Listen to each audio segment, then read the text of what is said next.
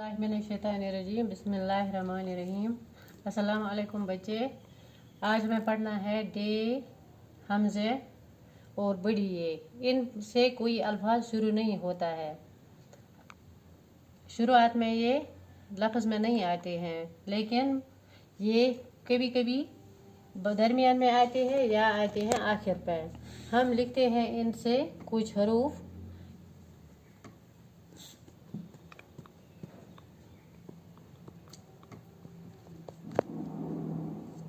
Gel के हरूफ से कोई लफ्ज़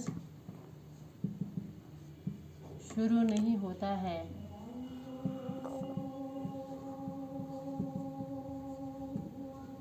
लेकिन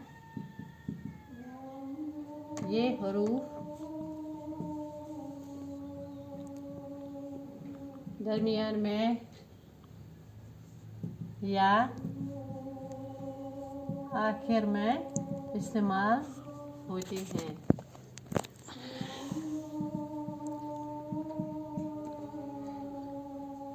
पहले हम लेते हैं डे।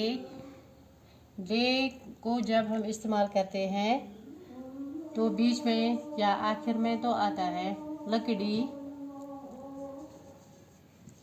घोड़ा, गाड़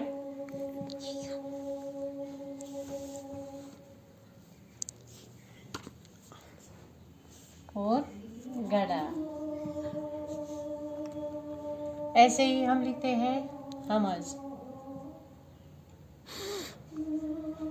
आऊं, जाऊं, अशिया,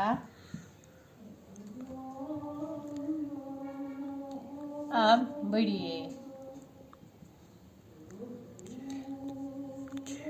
खेत लाए,